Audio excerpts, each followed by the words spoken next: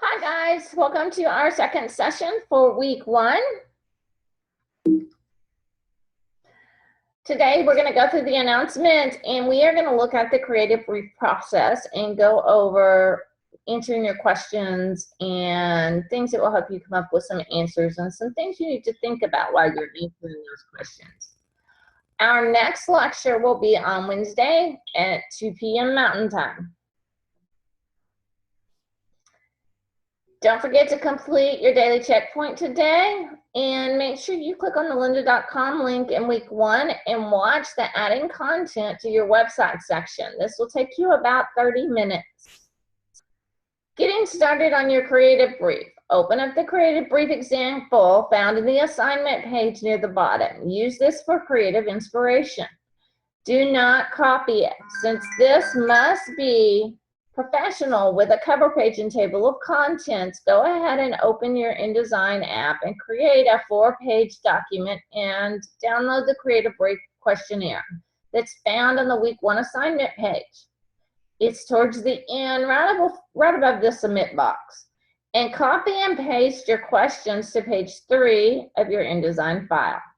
Typeset your questions and start thinking about your answer. There's no need to answer the questions. Just simply start thinking about your answer, and then you can start answering them tomorrow or the next day. If you have an answer, by all means, start answering them. But this just kind of gets you prepared for the rest of the week. Hi, Ashley. The SSC will be open if you need help, and Christy's schedule is posted in the announcements. Again, I will be in the Student Success Center on Thursday and Friday. On Thursday from 8 to 11 p.m. Mountain Time, and on Friday from 4 p.m. to 11 p.m. Mountain Time. Okay, let's take a look at some web design basics. Where do you start? Well, of course, you start with a blank page. Everything starts with a blank page. The first thing you should always think about doing is a creative brief. And I always like to add in here that as graphic designers, guys, you're going to be using a creative brief a lot.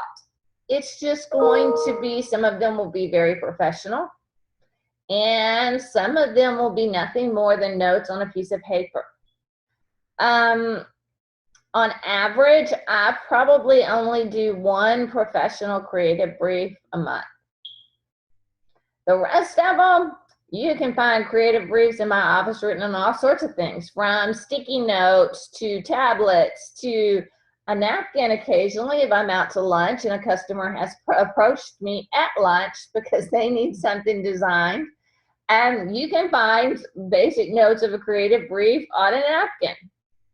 So keep that in mind, and don't feel frustrated because you think you have to do a professional creative brief every single time you do a job.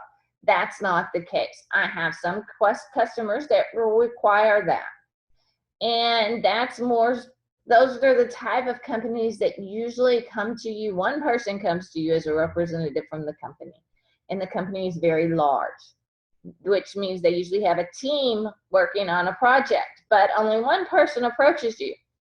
Then they're going to want a professional creative brief. Why? Because they're going to take that and they're going to take it back to the rest of the team members and decide whether, yes, you're going in the right direction, or no, you're not, or they're not sure about answers. So they need to get the rest of the team's thoughts before they can answer any questions. When you're starting to do design, no matter what your design methodology is, you start with some type of creative brief. This allows you to set your goals and gives you an outline to refer back to make sure those goals are still being met when you start experimenting with color, fonts, images, and graphics. So think about, imagine interviewing a customer. You need to know certain things, right? What type of company it is. Well, those questions usually lead to the customer giving you some sort of company history. It tells you about the company, how long they've been in business, that sort of thing. Then you need to know exactly what they're wanting you to do, what the project is, what you're designing, if they have any favorite colors they want to use, a special type of font, if they're supplying images. All of those things are what make up a creative brief. And that's what I mean by it won't always necessarily be a professional creative brief, but you're going to take notes, right? You're going to write that stuff down. I need to make a logo for a pizza company. It needs to be red and blue, that sort of thing. It may not be an exact professional creative brief like you're going to be doing for this class, but it will be a creative brief. The creative brief is a document between client and designer before any work begins. The creative brief continues to inform and guide the work. A good creative brief will answer these questions. What's the project? Who's it for? Why are we doing it? What needs to be done? By whom? By when? And how will it be used? Well, for this class, you are the client. Now, don't let this lull you into a false comfort zone. Designing for yourself is usually much tougher than designing for someone else. But we can answer these questions quite easily. And it is, guys, I've got years of experience as a graphic designer, and designing for myself is by far the hardest thing I ever have to do. Why? Because, well, we're a lot harder on ourselves, aren't we?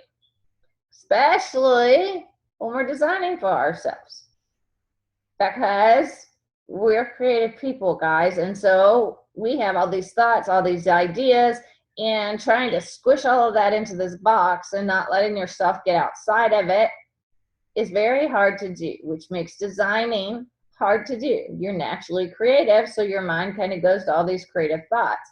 And while when you're working for a customer, it's much easier to constrain those to a box because you're doing it for someone else, and they've given you parameters within what to work with and what to do and how to design it and what they want it to look like. But when you're designing it for yourself, it's like that box is wide open. And so it makes it much tougher to design for yourself. But that is why the creative brief will help you put constraints on your own creativity, if that makes sense.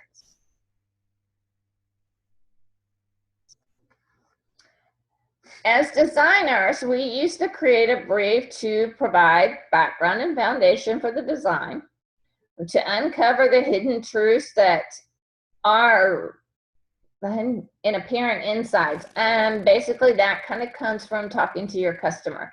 I'm sure already you guys have probably had plenty of experience with someone saying one thing, but you know that's not what they really meant.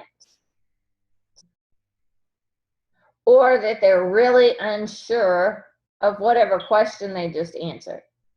And you'll get that a lot when you're interviewing customers and questioning them about the project they want you to design and that sort of thing. You will know instantly when they're unsure of an answer and when that's really not what they want, what they're explaining isn't what they want. You just know. It's kind of a sixth sense, if you don't want to call it that. And you just kind of instantly know that, okay, they're not sure they really want that color. So usually what you do is you make one that color, and then you are the expert. You make one in the color you think is best. And you give them that option. 9 times out of 10, they're going to go with the color you chose. Why? Because they were unsure of the color in the first place, and they just picked one. It will reveal personality and values of the client as an organization and as individuals. And this is kind of a touchy area when it comes to working with a large company, especially one designing on the team, because you're going to get feedback from that one representative that came to you for the job. And he's usually going to give you instant feedback, and then he's going to take it back to the team. And then you're going to get an email saying, no, we've decided we don't like this, we don't like that. So, don't let that bother you too much, because you have to remember the original person you talked to is just one individual of that team. And while he may like something or she may like something, that doesn't mean the other members of the team are going to like it.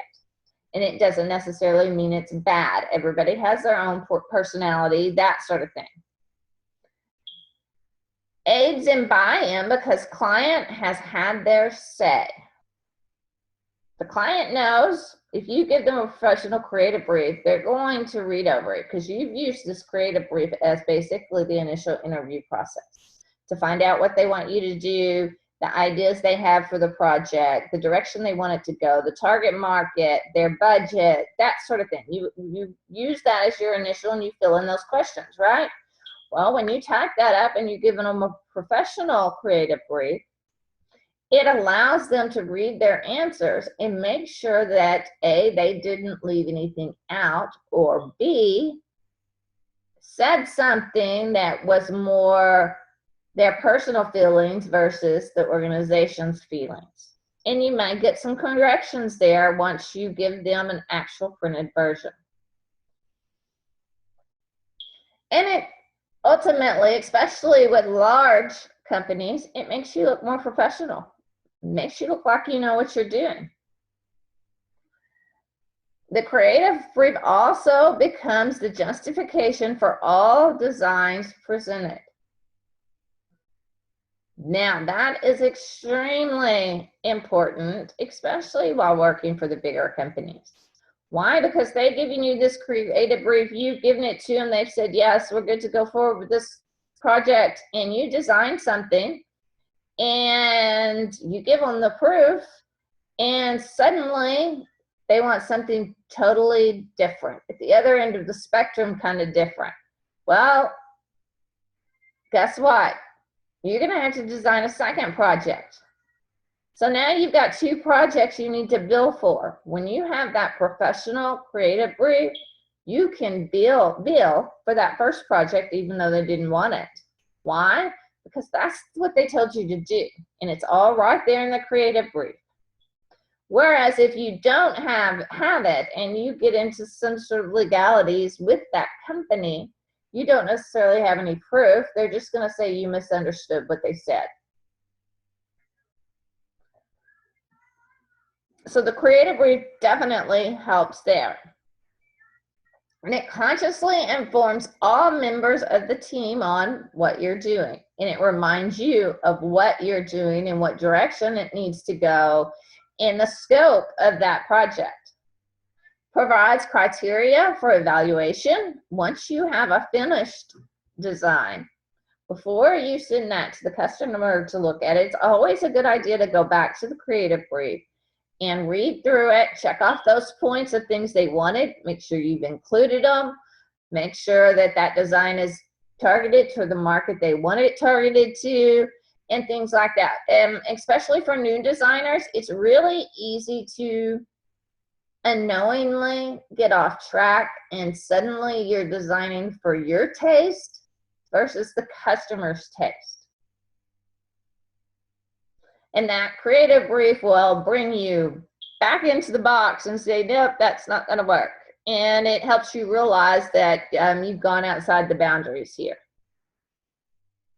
And it also helps aid against off-target creative scope, like I was just talking about. It basically helps you bring you back into those boundaries so that you're not accidentally designing in your own taste versus the customer's taste. As for the client, the creative brief clarifies goals and objectives, what they told you to do. They know exactly what you should be doing and when you're going to have it done by. It articulates facts and assumptions. So anything that they've told you or that you've assumed under one of the questions and you've written it out, it allows them to verify those facts and make any corrections that they need to. It's an opportunity for all stakeholders to provide input. This is where I was talking about. They go back to that team that's really in charge of this project and they go over it to make sure everyone's on board. It builds consensus. Basically, it forces them all to agree. When they bring back that creative brief and say, yeah, here it is, it's good to go, or we had a few changes to some of these, you might want to look through it. It provides criteria for evaluation. If they get something that they don't like or don't understand, they will go back to that creative brief and see if Or you may have to point out, well, where it asks what colors you want to use, you listed these colors, so I used them. So it not only provides you with criteria, it provides them with criteria too. Because you will get customers. It is inevitable. It happens. Customer will choose a color. You'll make the logo in that color. And then they, well, I don't like that color. Why'd you use that color? Instead of taking the blame, they want to blame it on you. So having those creative briefs helps you go back and say, because it's the color you requested. It holds the designer accountable.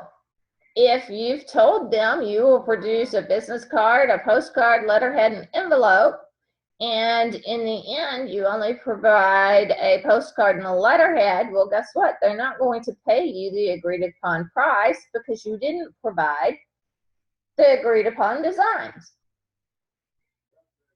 And it indicates metrics for success. Did you meet the deadline? Did you include all the deliverables? Did you make all the designs that were requested? That is basically what a creative brief does for you and for the client. The creative brief.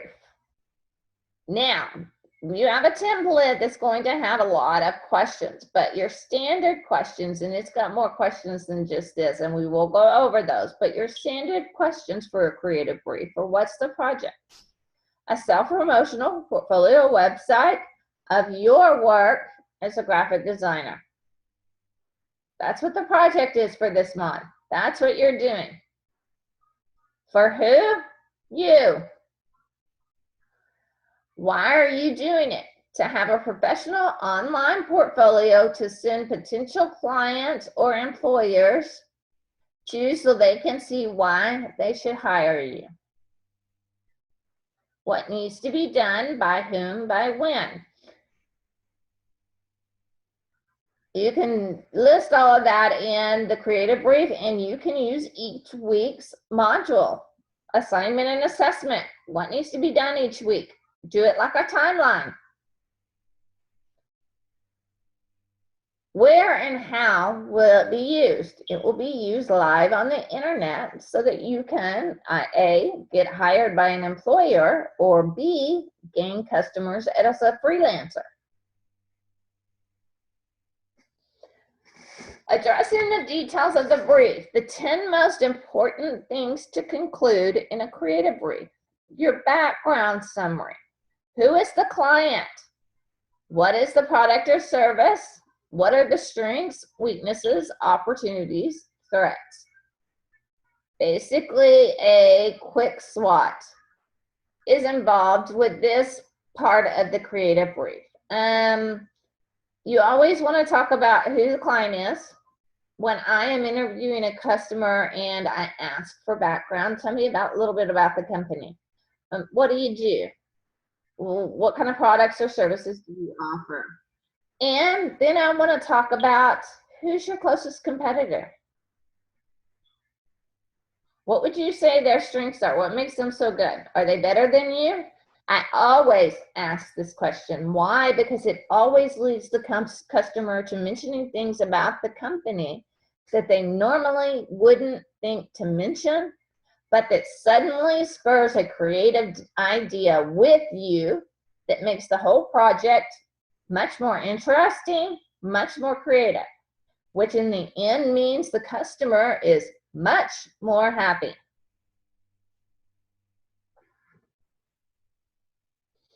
Overview.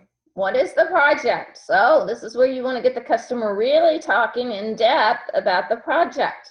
What are we designing and why? Why do we need this project? What's the opportunity? Well, for you guys, the project is your portfolio website, right? What are you designing and why? You're designing a website. Why are you designing it? Because you want a job after you graduate, right? You guys all want to make money in a career that you enjoy. That's why you're doing it, because it puts your name out there. puts you in the spotlight, shows off your strengths. Why do you need to do this project? Well, because upon a graduation, you want to be able to go into this career path. Some of you, it may be because you want to improve your life. Some of you may just because you need to change your job. You're unhappy where you're currently at. Some of you may because I've graduated and I want to put this degree to use. What's the opportunity? Well, your opportunity is to get employed, either by a graphic design firm, a printing company, a publisher, an advertiser, or simply because you want to start your own freelance business. Drivers. What is our goal for this project? What are we trying to achieve? What is the purpose of our work? What are the top 3 objectives? Now, I'm sure you've noticed by now that you're repeating a lot of answers here.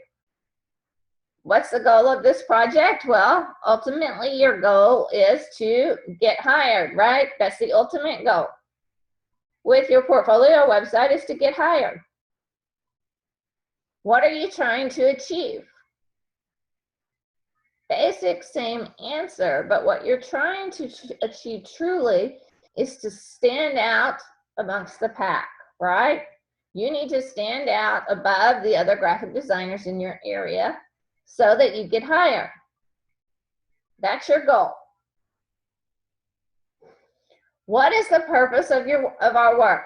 Well, the purpose is, not only is it a class assignment, ultimately it's going to help you advance down the career path of a graphic designer.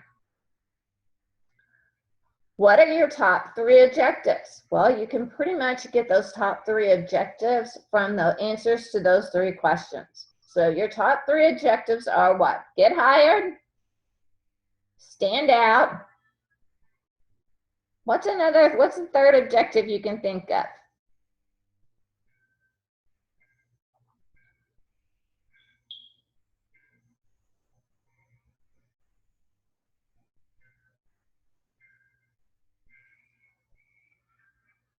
These 3 objectives will be one of the main things that help you guys stay inside the box and design in a way that reaches those 3 objectives, because those are going to be the 3 objectives that your design is based on. So we've got get hired. You're going to show your best work, right? Stand out. You're going to make sure that website not only looks really good, but that the work you display is displayed in a way that makes it look even better. So what's our third objective?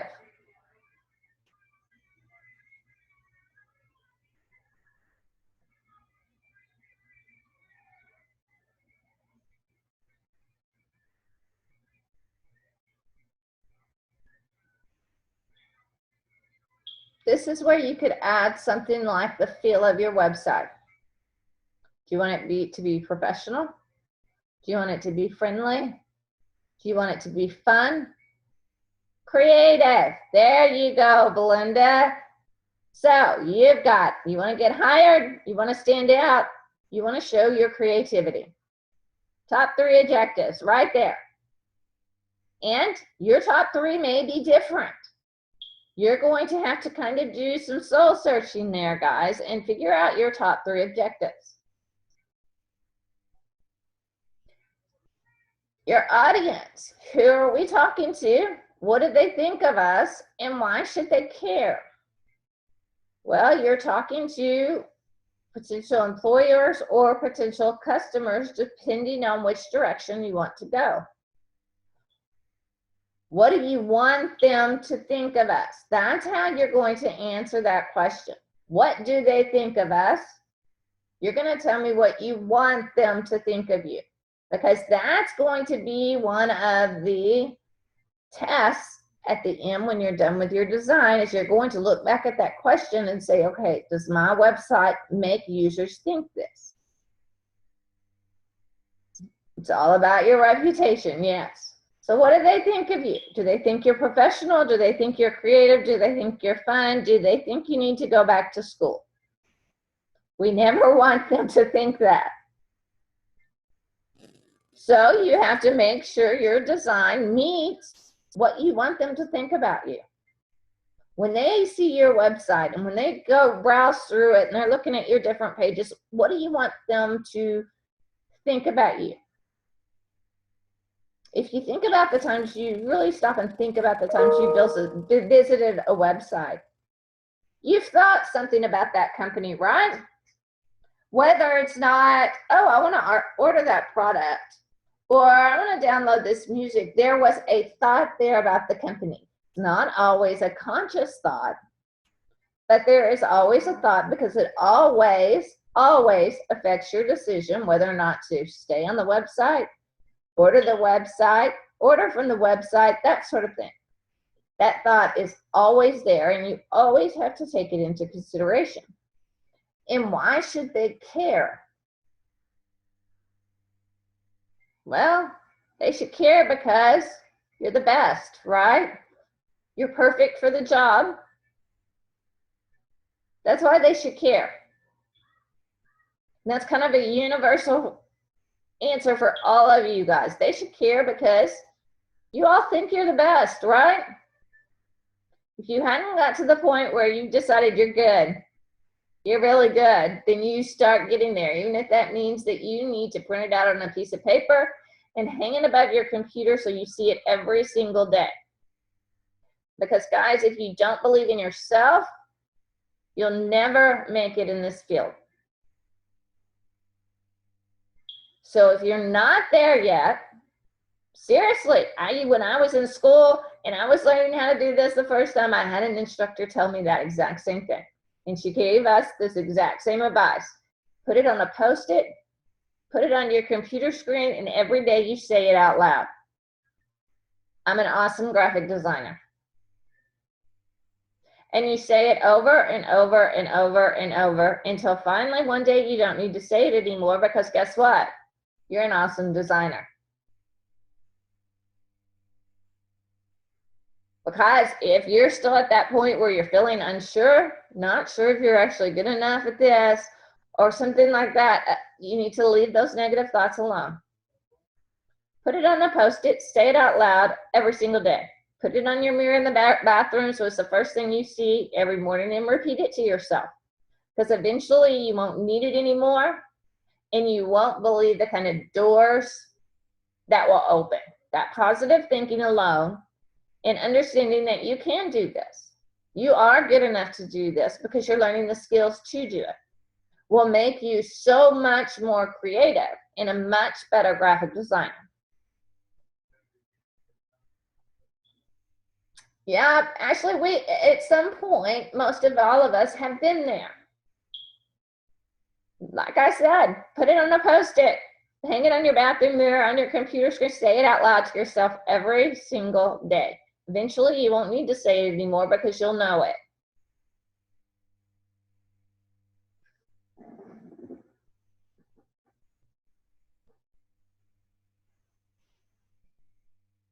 Your competitors. Who is the competition? What are they telling the audience that we should be telling them? Basically, your SWOT analysis. Always take a look at your competition, guys. Always. Why? Because A, they may be doing something that is really, really working that's going to spur your own creative ideas. But they also may be doing exactly what you wanted to design for your customer.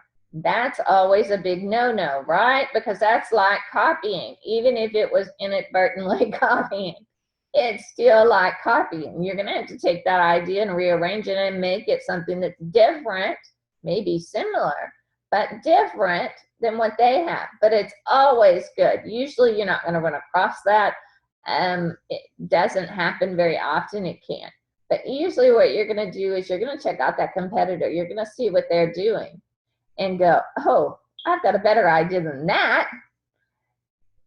And not only is it original, you know it's something better than what the competitor's doing, which is an advantage to your customer. And always think about what makes your customer different from their competitors. What are they doing that's different? There's always something different between competitors. And you're going to want to build on that. You're going to want to make sure that target audience realizes that your company does this better than the other company because of one certain thing. Your tone. How should we be communicating? What adjectives describe the feeling or approach? This is probably, along with that, those objectives, this is the #1 most important question to you designing your own portfolio website. Well, you know, you should be communicating that you're an awesome graphic designer, right? And that you can be trusted and you have the skills to do what they need you to do. So then you need to think about 3 adjectives that describes the feeling or approach.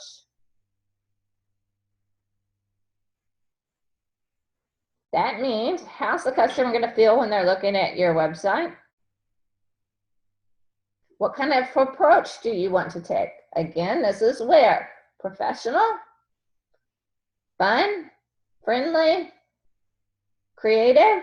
I had a student a couple of months ago. Their website was completely awesome. I wish I still had the link to it. I would show you guys, but I don't want to necessarily put any ideas in your head because I want you to do this on your own. Come up with your own idea, because your website should always be, your own personal website should always be a reflection of you. And this student, he was a male student, and he did it had a comic book feel to it. That is the best way to describe it. It had definitely had all kinds of comic book icons, you know, like the PAL stars and, you know, things like that. And he had little characters on each page. His portfolio website was awesome, and it very much had a comic book feel. But guess what? What kind of area in graphic design do you think he wanted to go into? He wanted to do illustrations like comic books. And so his website reflected that. That's the kind of things you need to think of as far as adjectives go. If you've already decided that you want to go into a certain aspect of graphic design, then make sure your website reflects that. If you haven't decided yet, and some of you may be complete freelancers, meaning you do all of it. You may be that all-around graphic designers, while some of you are going to find little niches here and there that's your specialty. If you've already found that or think you've found that, then design your website based on that, because that's going to be your strength. That's your specialty. Show it off. Those of you that are going to be all around graphic designers are going to come up with, you're going to show some of your personality in that website. Whether it be bright colors, you know, circles, that sort of thing, that just kind of puts a little bit of your personality in there. So use these adjectives. You're going to need at least 3, guys, at least 3. And they can be based off of personality, specific areas of graphic design, just an overall feeling. Come up with those 3 adjectives, because those 3 adjectives and those 3 objectives are going to be how you design that site. They are going to keep you within that box and help prevent your creative mind from changing every 5 minutes because you've come up with a better creative idea. Keep it inside that box, because in the end, your website will look 100 times better than allowing your creative mind to have all kinds of freedom and you changing your mind every 5 seconds about what you should do, because then you end up with a website that every page doesn't exactly blend together. They're all different. It happens, and it's very easy for that to happen. That's why these objectives and these adjectives are there, because they help keep you inside that scope of what you really need to be doing. And 7, the message. What are we saying with this piece exactly? Are the words already developed, or do we need to develop them? What do we want audiences to take away? So what are you saying with your website exactly? Get very specific. Right here is, this is another question at the end. You're going to look at that question and then go back to your website and say, yep, that's exactly what it says. So you're going to have to think about that a little bit, but get specific. I want to be hired. If you already know what company you want to work for, I want to be hired by, my website is going to say to that company that I have the skills needed to be an asset to the company. I have the skills needed to be successful as a freelance graphic designer. I have the skills necessary to be an illustration designer. That sort of things. Be very specific right here. Are the words already developed, or do we need to develop them? What does it mean by words? Well, you're going to have copy text on every single one of your pages. At minimum, you have to have a heading. The more text you have, the better. Does that mean I want you to overwhelm your pages with text? Absolutely not. Too much text on a website is not going to allow that website to be as creative as it should be. So I'm not talking about writing essays on every page, guys, but text leads to better SEO.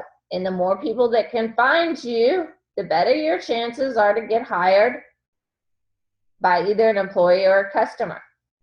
So your SEO needs to be pretty strong. So every page is going to need to have something on it, especially a heading. That's a must. It has to have a heading on every single page. That doesn't mean your home page needs to say home page.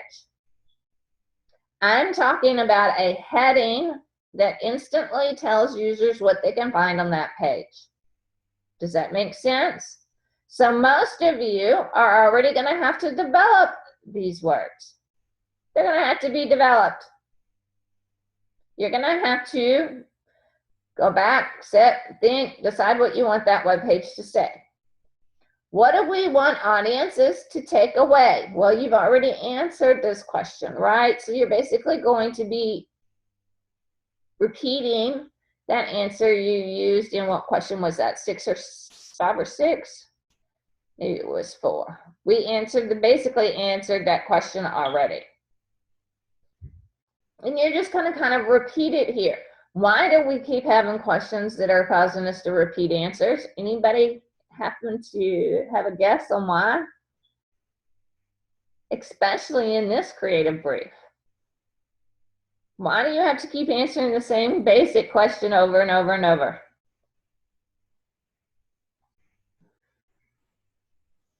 Yep, there it is, Belinda, clarity. That way, when it's all over and you go back and you're proofreading this, and you start noticing, wait a minute, on this question, I basically said I wanted the audience to see that I'm a graphic designer, but on this question down here, I kind of answered this where I want them to see I want to be hired by an employee. Something's wrong. You need to clarify that. Why clarity? Because it will make it so much easier for you to design your website. I can't stress that enough, guys, because those of you that have already had to design something for yourself, like your own personal logo or something like that, already know how difficult it can be to design for yourself. And designing a portfolio website is a lot more extensive than a simple logo for yourself.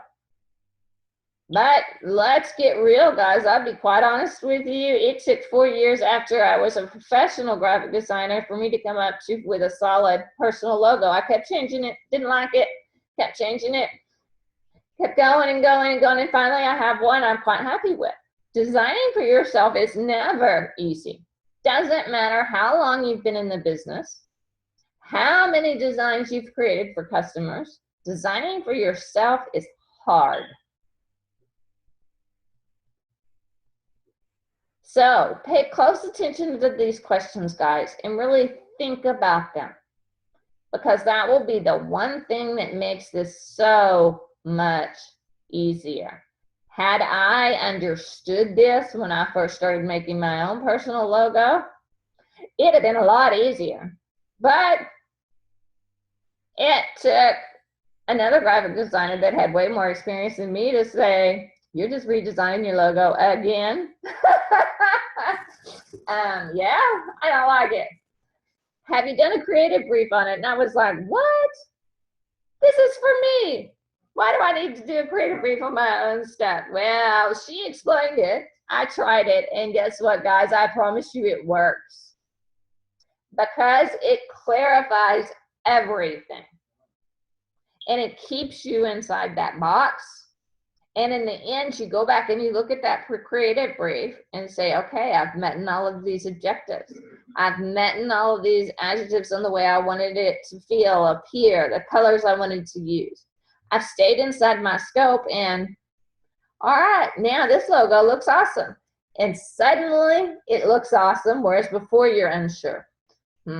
Not sure how good that looks. So you go back to that creative brief and you start reading through it, say check, yes, yes, yes, yes. Oh wow, this logo looks really awesome. I promise you guys it's the way it really works. If you will put thought into this creative brief and truly answer it on how you really feel and what you really see in your future or what you want in your future, it will help you design that website and keep you from going outside the scope and changing things too often and not coming up with a solid design. Your visuals. Are we developing new images or picking up existing ones? Well, depending on the type of website, what you plan on doing with your website, but the reality is it's a little of both. You're going to choose work that you've had from previous classes or any freelance work that you've already done or pro bono work that you've already done. But you're also going to have to create any graphics you use on any of your pages besides your work. So you're going to be doing a little bit of both. If you are creating them, who, what, when, where, why. Basically, you're going to be creating any graphics. And a simple answer like that, any of the graphics you use on your website, you're going to have to create them, but you're using work from your previous classes or pro bono jobs or freelance jobs. And are they going to be photographs, illustrations? Why? Well, like I said, my student that did the whole comic book thing, well, his was illustrations. It was nothing but illustrations throughout that website. The website looked really awesome, but it definitely had the whole comic book feel. I had another student that was actually a photographer. He was becoming a graphic designer just so he could add that to his existing photography business. So when he did his website, there were a lot of photos that were used for backgrounds and layovers and things like that that weren't necessarily part of the portfolio, but were just extras that added different types of graphics and things like that, just to show off his skills. Details. Any mandatory information that must be included.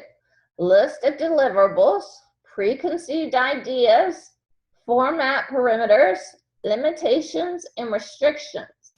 Your timeline of your schedule and your budget. Some of the information on this will be in the assignment requirements.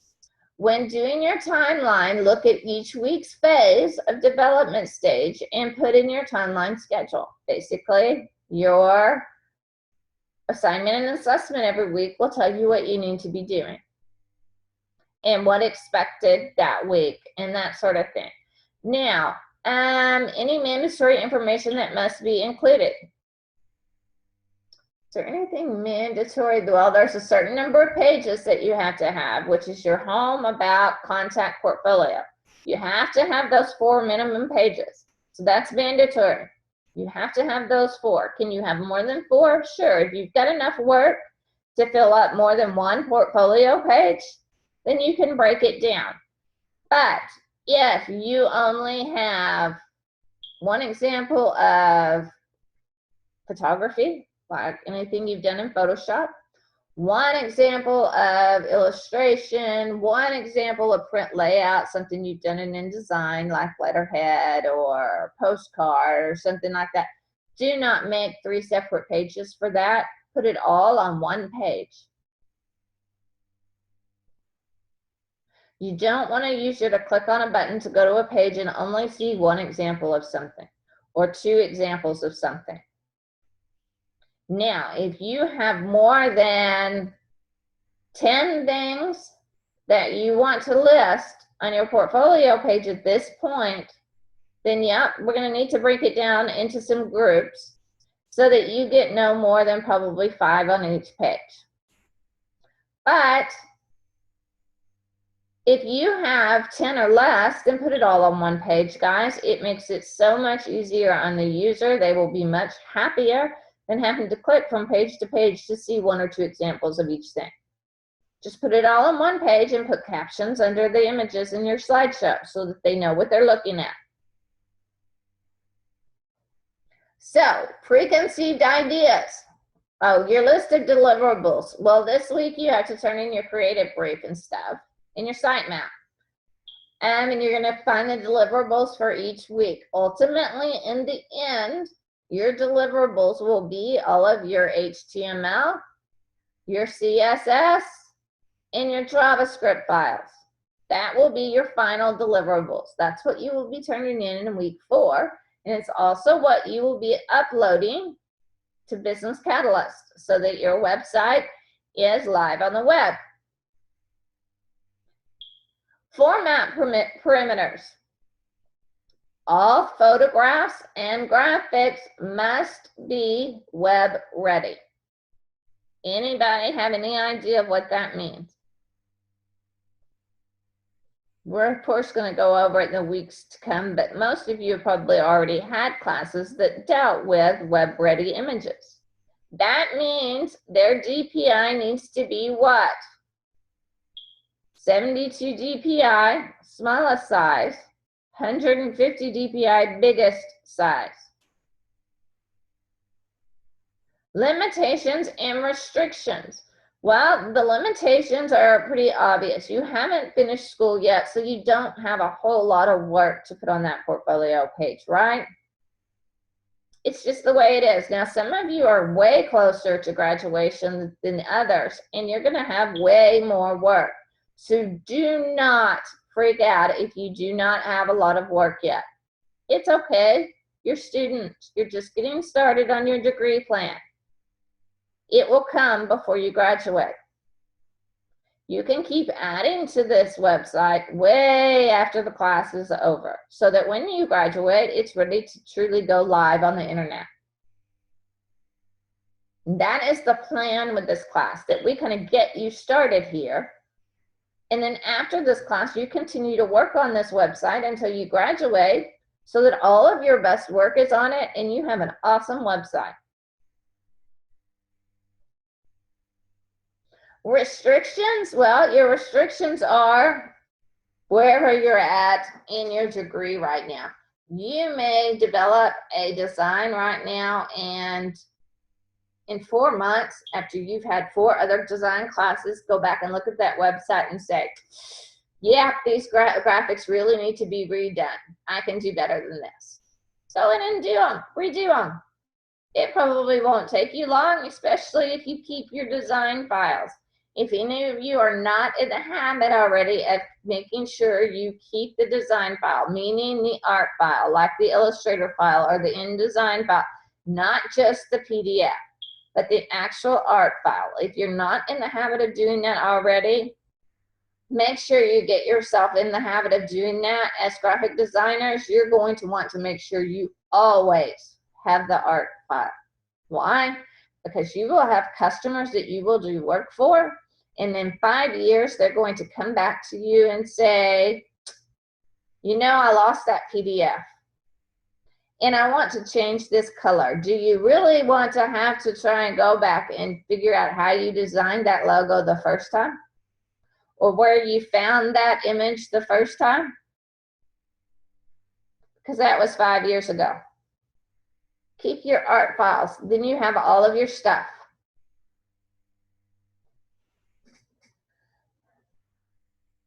And 10, people. Who are you reporting to? Well, you're reporting to me, your instructor. Who exactly is approving this work? Well, the both of us are. You're approving the initial design, and I'm approving the final design or telling you any corrections you need to make just to make sure it's ready to go live on the web, that your UX and your UI are really good and everything looks great. Who needs to be informed of your progress?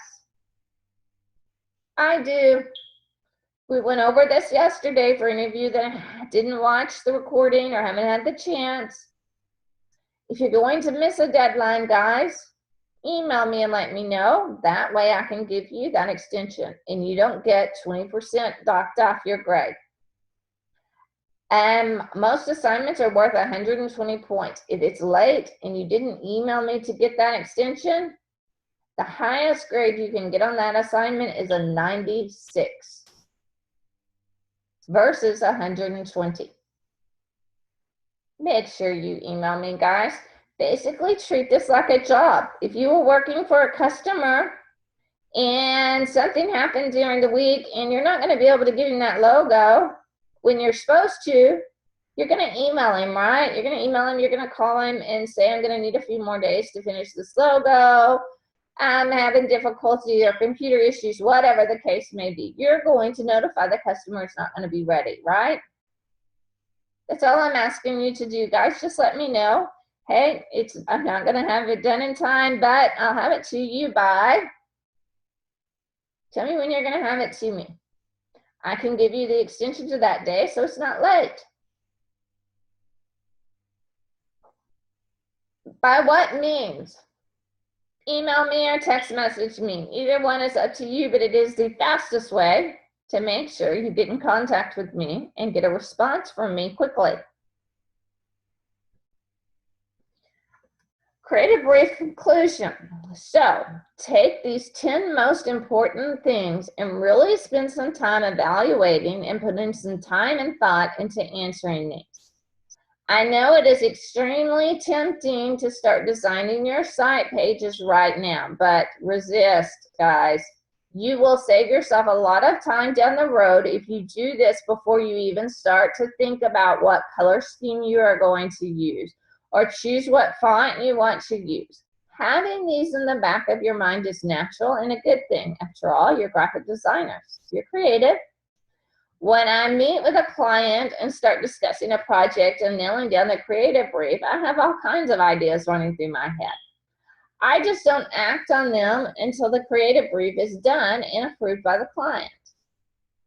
Okay, I may do some sketches, but really don't spend some time until this is a critical necessary step, especially on my informal creative briefs. Usually they're done on a notepad or something like that, and I'm taking notes as I'm talking to the customer, right? Well, he's giving me answers, and you find plenty of sketches in the margins of my notebook. Why? Because he said something that's given me a sudden creative idea, and I've done some sort of little rough sketch. I don't know that sketch is the right word, because it's more like a doodle. But I've made some little doodle there in the margin. Why? Because I do that to help me remember that, hey, that's what this idea was. So most of you have probably already experienced reading about a class assignment and not getting started on it right away, just kind of reading about it. And then 2 or 3 days later, you start to work on that assignment, and you know that when you read it on Monday, you had this really awesome idea and it's gone. You just can't remember what it was. It happens to all of us. I have learned I have doodles all over everything, napkins, receipts, everything. Because I'll be out and about after I have talk to a customer or something like that and be walking through the store and suddenly I'm hit with inspiration. Usually I pull out something and I doodle on it and stick it back in my purse so that the next day when I'm actually working on this, I can pull it out and say, yeah, that is a good idea. And sometimes I look at things and think, what was I thinking when I had that inspiration? But sometimes I'm like, oh, thank goodness I saved this because this is a really good idea. Not only is it a way to stop thinking about a design because you've doodled that idea down and therefore you do not have to think about it anymore, so you can get on with spending time with your family or doing a little me time, whatever the case may be, instead of thinking about customers 24 hours a day. Okay, the assignment at one example of what you're turning in. You can download this example in the week one assignment in your assignment page in Canvas. Note, this is an example. You will come up with your own concept and layout that fits best for your own branding, since the creative brief is about your portfolio website. If you don't have a logo for yourself yet, you can do a simple word mark with your name and then replace it on your website when you've created your own personal logo. Let's take a look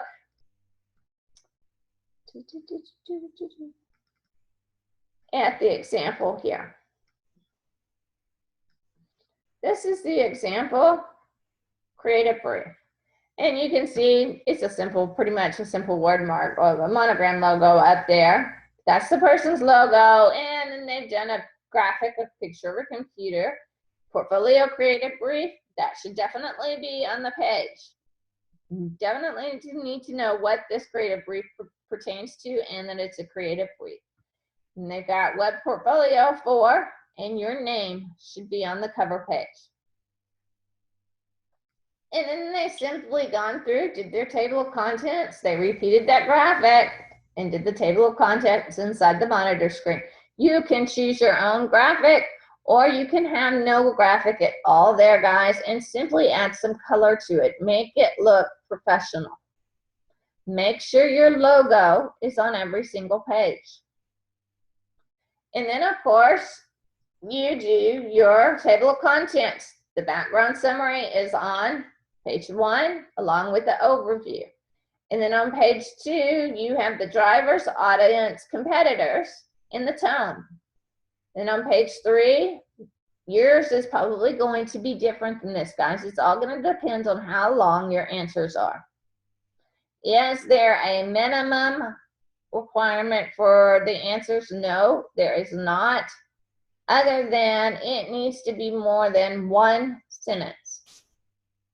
But if you can get all of your thoughts for the answer to that question in 2 sentences, go for it. But if you're only answering in 2 sentences, guys, you really need to stop and go back and look at that question and think about it. Can it really be answered like that? Is that the full answer? Because this creative brief is the thing you're going to refer to every time you wonder whether or not the design you're doing looks good. You're going to go back and you're going to start checking off things and looking at questions and saying, yep, this is good. Because inevitably, as I've said a million times already, designing for yourself is hard. Why? Because we never feel it's good enough.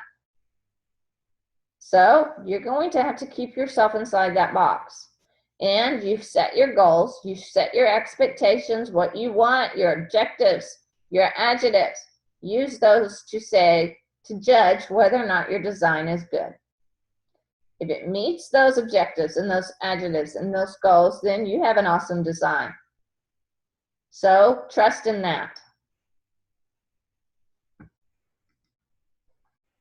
And then you can see they simply typeset everything. Now I have Latin fill text here where you will have your actual answers. Does that mean I expect your background summary to be 4 paragraphs long? No, guys, I don't expect that. But it needs to be a few more sentences than 1. You could probably get a paragraph in the background summary at least. So that means your background summary, your overview, And your drivers may all be on one page instead of spread out over 2 pages. But just make sure you typeset it. Make sure you have headings for each section, your background, your overview, your drivers, your audience, competitors. And then basically what you're going to do is those questions that are listed on the questionnaire template. Let's take a look at it. This is the template you can download. This is the questionnaire. I'm sorry. This is the questionnaire that you download from the week 1 assignment. Yeah, it's right above the example. But here is all the things you need to do. Here's your heading. Well, these questions are how you're going to create your paragraph that goes under the background summary. Answer these questions. That doesn't mean if you want to list these questions and answer them beside each other, I'll accept that, but the easiest way is to simply answer these questions in paragraph format. I'm creating my own portfolio website. I will be offering graphic design services. My strengths are, my opportunity is to use this website to make myself stand out and get hired. Threats, my website not being strong enough. If you can't think of any threats, leave it out. Does every single thing in every single one of these questions have to be included in your paragraph? Absolutely not. If it does not apply to your overall want or need for your portfolio site, just leave it out. Don't stress over not being able to answer something, especially something like threats necessarily. I'm not asking you guys to list all of your weaknesses. All of us have weaknesses. So don't think you're alone there, because we all have weaknesses and we all have strengths.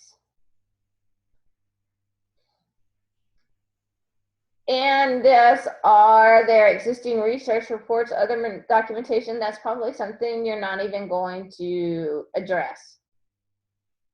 Maybe, and if you already have, like the student that was already a photographer and had a photographer business, he answered that question.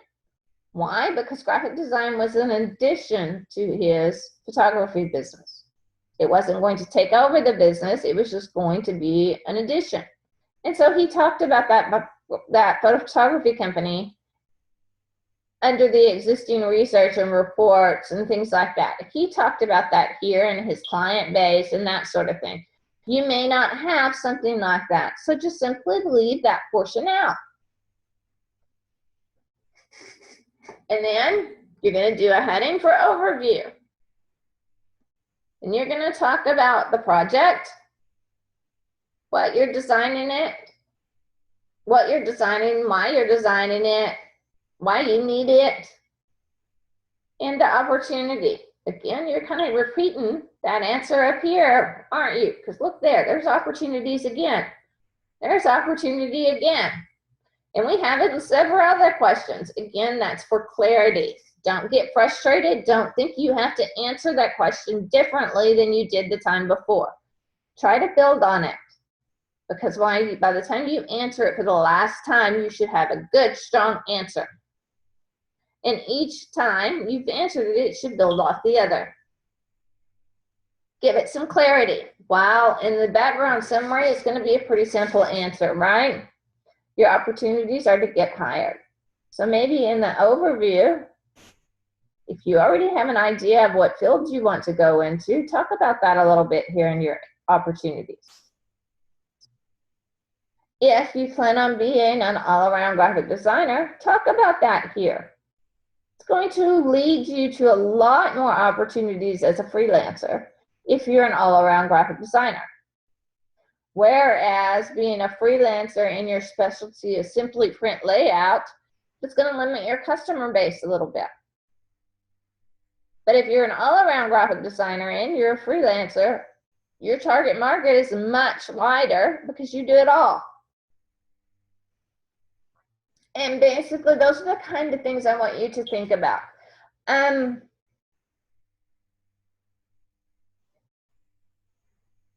Basically, guys, what you have to do is you need to kind of separate yourself. You need to become the customer and the graphic designer, and you're going to have to separate those two.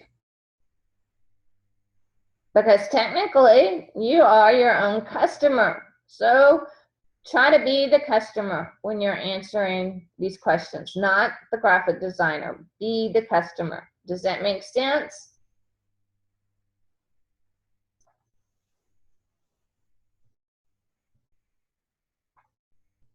It can be a little hard, and sometimes you may have to rein yourself in and think customer, customer, customer. But if you can go through this and be the customer answering these questions and not the graphic designer, you'll have a much better result in the end.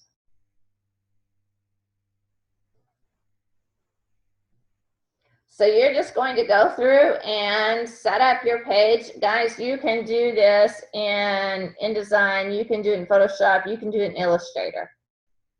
Honestly, yeah, since it has to be paired with your sitemap, I would do it in Illustrator so that you can just add your sitemap to it and then save it all as a PDF. And it puts it all together as a multi-page PDF for you, versus doing part of it in InDesign because the sitemap is in Illustrator, the template is in Illustrator. You're going to have to combine those PDFs in Acrobat. So the easiest route would be to design your creative brief using Illustrator. All of you should have enough skills to do that in Illustrator. All of you should have had an Illustrator class by now.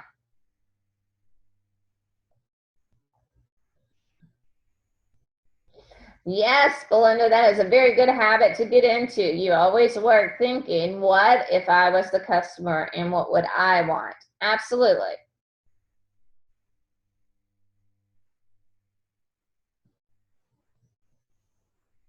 Any questions on the creative brief, guys?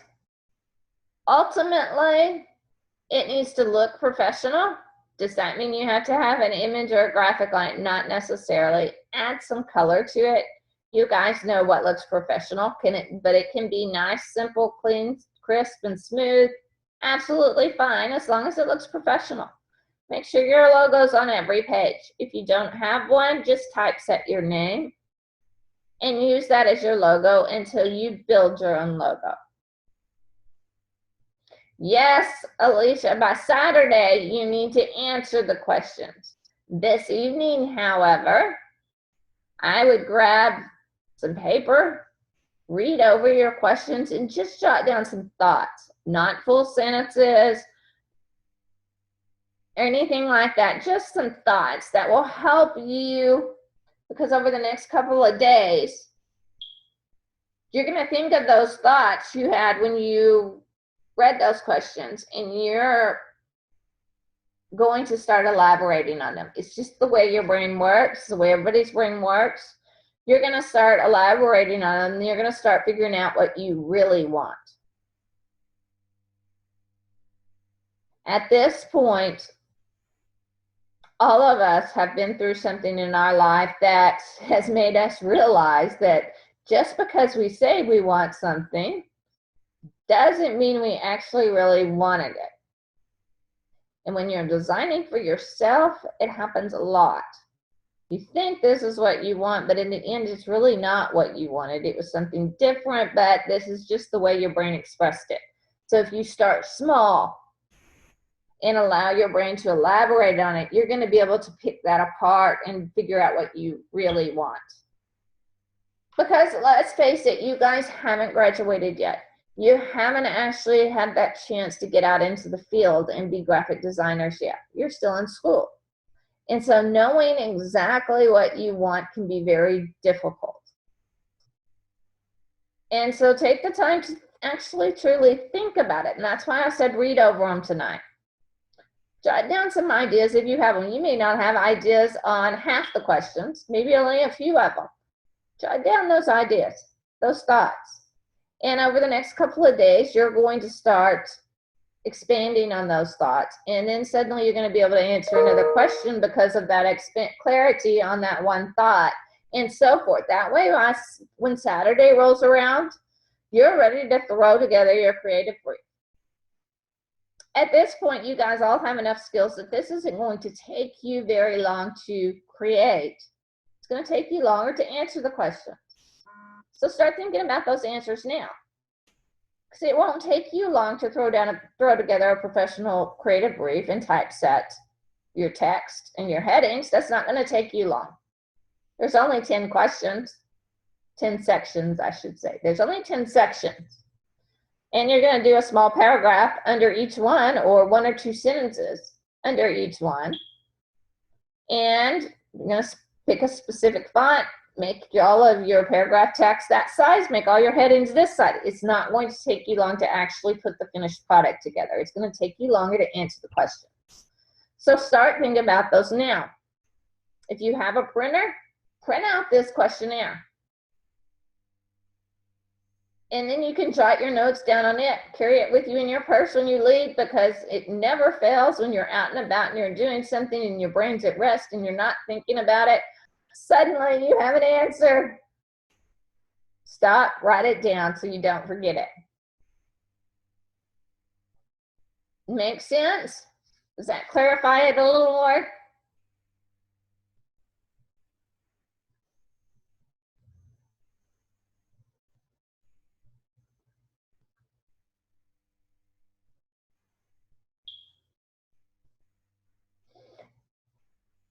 Actually, if you think you're ready to sit down and answer all these questions, absolutely sit down and answer them. But if you're not, then just jot down your thoughts. And then by Saturday, they all need to be answered. And for some of you, it may come down to a few questions you have left that you still don't have an answer before, and your brain just kind of needs that push to have to meet the deadline to come up with the answer. Things like that happen to me all the time. So by Saturday, all of the questions need to be answered. But I would start early, guys, and look over these questions and really give it some true thought. It will make the next 3 weeks much easier on you if you've given this creative brief some actual thought and not just gone in and come up with some answers. Actually think about them.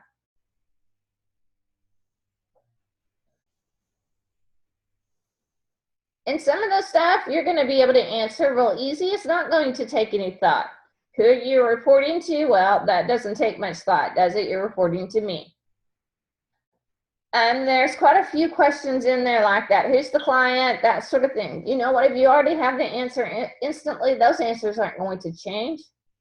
So you already had that. Make a note, don't make a note for that point. At that point, it's totally up to you. That answer is not going to change. It's pretty much black and white, so to speak.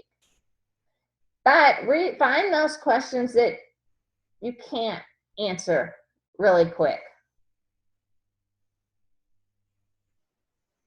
Yes, the creative brief is answering the questions on a couple of pages, like the example I showed. You need to make it look professional. So it needs to have a cover page. Has to have a cover page. It has to have a table of contents. And then you're simply going to do each section. Background summary, answer those questions under the background summary heading. Under the overview heading, answer those questions that were listed there. That sort of thing.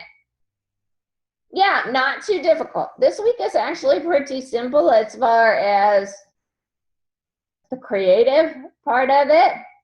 It's going to be the questions that take the longest, because you're going to have to think about some of those answers. Some of them are absolutely black and white, but others are not.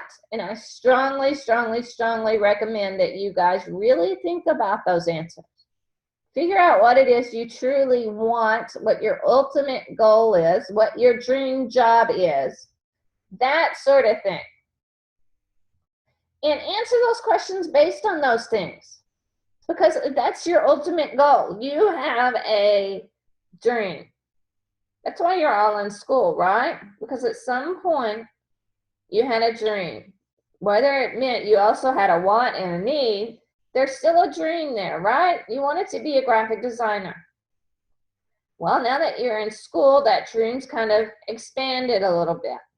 Some of you already know what your dream job would be in graphic design, whether that means a special part of graphic design, a niche, that sort of thing, or your dream is ultimately you want to be able to work from home because you want to be able to be there for your family when they need you, or because it's a true need that you're available for your family. Those are dreams. Those are wants. Even if there's a need there, it's still a dream to be able to work from home or to be able to work for Google or some other giant advertising company or this, that, or the other. There's a million things that could go there, but all of that is ultimately based off of the dream. Use that to design your website.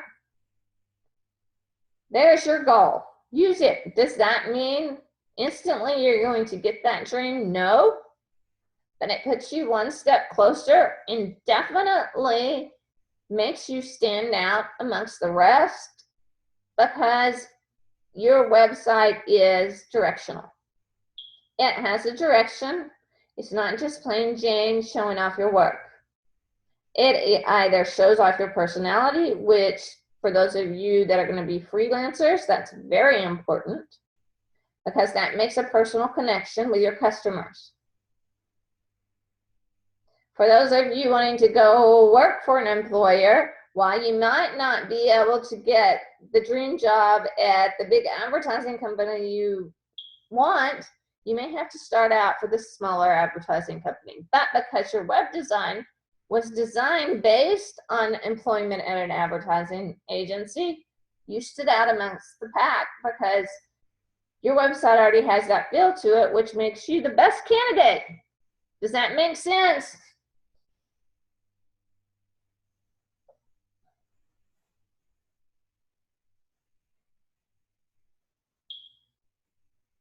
Any other questions, guys?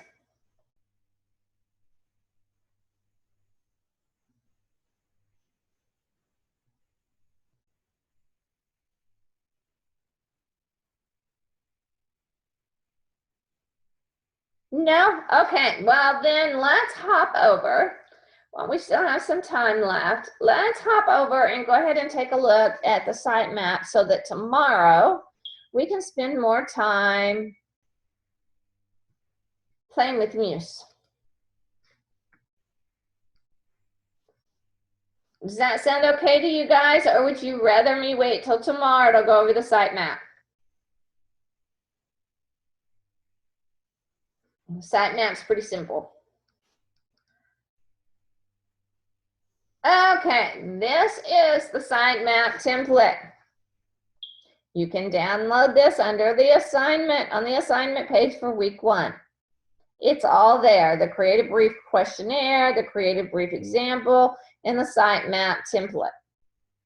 Be sure you read this. Replace the template with your name. You can put your name up here or you can put your logo up here. Totally depends on you. If you have a logo already, just stick your logo up here. That's fine. If not, then just put your name up here. Now then, you can tell this template has several pages. Again, most of you will not have the work to fill these pages, which means they need to be deleted. If you open your layers panel, everything I think is already unlocked in the template. Yeah, it's all unlocked. Good. So you can go back to your stage. Any pages that you do not need, if you do not already have a resume made, delete this. You are not going to have time to build a resume before the end of week 4. Because here's the thing, guys. What is on your sitemap is what has to be turned in week 4. So if you turn this template in the exact way it is in week 4, you're going to have every single one of these pages done and complete. If not, it's points off. So if you don't already have a resume, simply use your selection tool, your black arrow up here, draw a square over that resume box and the lines that connect it to about, hit your delete key. If you do not have enough work to fill your Photoshop, Illustrator, web design, print design, if you don't have enough work, draw that square, delete them, and then it leaves you with these top 5 pages. Do you actually need a services page? If you're not, unless you already have a list of what you're going to provide to your customers and it's lengthy, delete this. You will list your services on your portfolio page, meaning on your portfolio page, along with those examples of your logo design and your business cards or whatever else you have, you're going to do a list of services. Not only will that work for your SEO text, it also keeps your portfolio page from being just one big slideshow. So in your portfolio pages, you can list your services, logo design, postcard design, business card design, and so forth. You can list all of that on your portfolio page. So now we end up with just a minor sitemap. Just move it down, kind of set this up so it looks good. These definitely need to be moved over so I don't have all that space in between my portfolio and about page. Just kind of even them out so that they look better. Remember, this is all supposed to look professional. And when you're developing a website, you will always give the customer a sitemap. Why? Because you need to make sure there's not any pages you're missing. And if the customer's not going to come back at the end and say, well, you quoted me $1,500, but you forgot to do the 6th page. Well, really, you only quoted him on 5 pages. You want to get paid for that 6th page, right? Make sure you've given him a sitemap that shows those 5 pages. And then you'll notice at the bottom, there's a notes section. This is just a place basically to write down your initial thoughts on what's going to be on each page, what it's going to look like, and that sort of thing. Just simple thoughts, guys. And there's some examples here, like home. The initial design will be static with a future self-promotional movie highlighting my best work. They're going to have a slideshow on their homepage just showing the best work, usually 2 to 3 examples, if you have them. Or you may just have one stationary image on your own page showing what is, at this point, your best work. Go for it. Just put that on here. The initial page will have a clever typographical illustration showing off my typography skills that will incorporate some of my illustrations. It will also have a blurb about my passion for graphic design and call to action to hire me. This is just example text. You need to replace it with your own thoughts and creative ideas. And again, if you don't have those print design, just erase the pages that you don't have on your website. And then go back and put your creative thoughts under each one, for each one of the pages. It doesn't have to be anything extensive. If you're not quite sure about a page, but you know you're going to have this graphic on that page, or you're going to make sure that you have a call to action on that page, then just put that there. I am not looking for full, complete thoughts. Just ideas, guys. That's all I'm looking for there. Makes sense?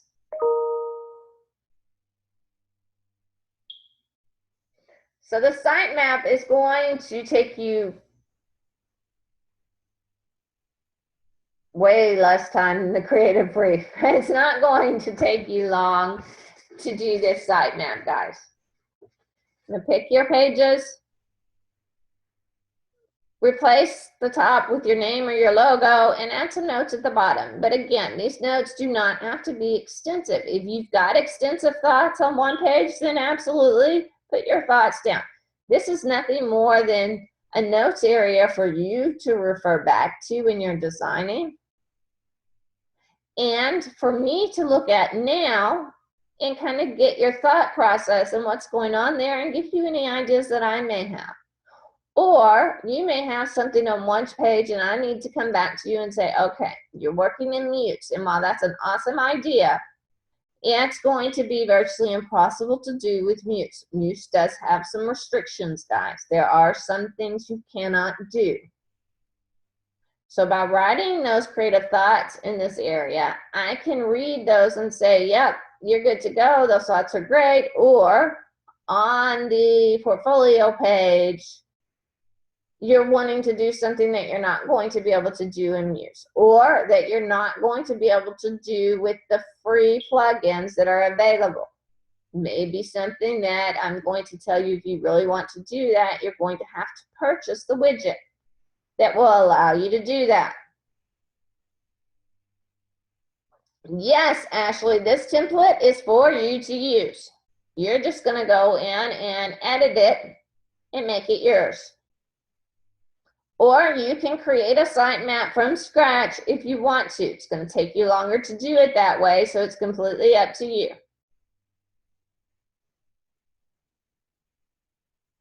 So if you want to use the template, absolutely use the template. It'll make things go a lot quicker because all you have to do is delete what you don't need. And if you want to change the names of this page, like instead of having an about page, you want to call it a bio page. Just simply click on that text and change it to what you want it to say. Or maybe it's your sitemap is going to go home, about, portfolio. Maybe you want it in a different order. Just switch it around the way you want it.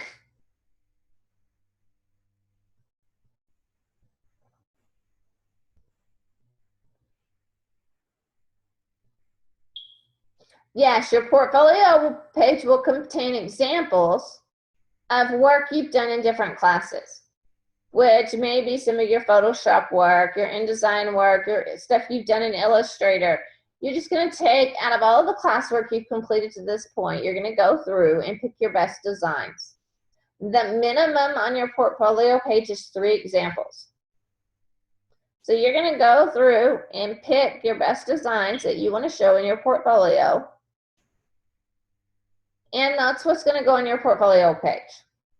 And it could be any of your work. It may, in the end, it may all be stuff you did in Illustrator.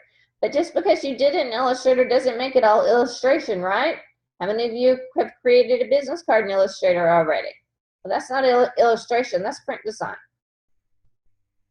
Or you've created a logo in Illustrator. That's not illustration, that's logo design. You see where I'm going with that? So just because it's one certain program doesn't mean that that's one certain design type.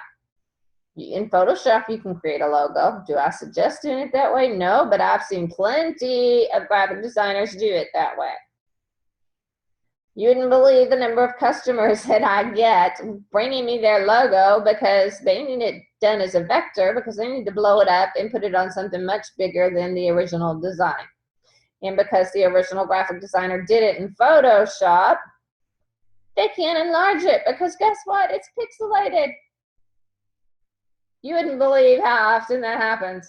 So just because it's done in one specific Adobe suite doesn't mean it's that type of design. Most of you by now have already, though, you've already done photo manipulation, where you've either done some photo correction or you've taken some photos and you've combined them to make something that wasn't real, but looks real. If you did a really good job on that, by golly, show it off on in your portfolio. Some of you, most of you, have probably already taken at least one of your typography classes where you had to do the typography portrait and you had to do a typography poem. If those look good, show them off in your portfolio. Those type of things are really great to add to other pages versus your portfolio page. Those type of things are really good at showing off on like your about page or even your home page, just kind of as a space filler if you need it. Why? Because they're awesome and they're creative. It's not likely you're actually going to have somebody hire you to make a portrait of them in type, right? Not likely to happen. It could, but it's not going to be something that happens on a regular basis. So you show that off somewhere else on your website just to show your creativity. So the sitemap we just talked about, what we can do and eventually add our work to it later in the mod. Yes, and the sitemap is, you're just doing the sitemap. Later on in the mod, you will be gathering starting next week. I think it's next week. You will start gathering your examples you're going to put on the portfolio page and building your graphics. This week, all of your doing is coming up with your beginning plan. The number of pages you need, what those page names are, and what you want your website to look like, feel like, the message you want it to send, all of that through your creative brief, and all the page information through the sitemap. Makes sense now? Any other questions, guys?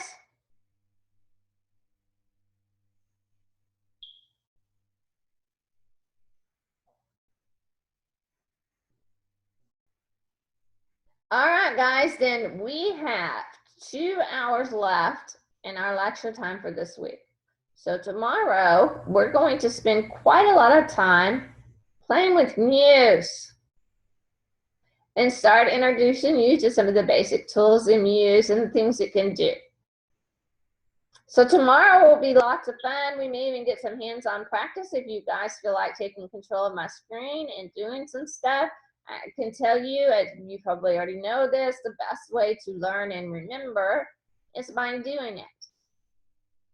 And so I just do as many opportunities as I can to give you control of my screen while I talk you through doing something.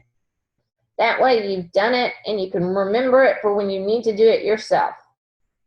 So we play a lot of games like that, especially in this class. There's usually plenty of times to play games like that where we do like a hot button game where I'll ask a question and somebody will hit the share screen and then demonstrate how to do whatever the question was about. So we play a lot of games like that. So we're going to have a lot of fun during the lecture, so try not to miss them, guys, because you're going to get a lot of hands-on experience with me right here to walk you through it and to answer any questions you have when you're doing it. That always leads to questions. Well, if I can do this, can I do this? That sort of thing. Questions that you wouldn't normally be able to instantly get an answer to, but may need to know later on for your own design. You're going to be doing something and have a creative thought for your own website, and you'll have the opportunity to ask about it right then instead of having to email me and then wait a few minutes for me to respond. Sound good to everybody?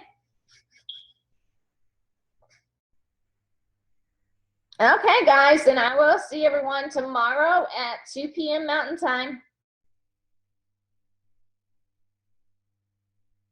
Bye, guys.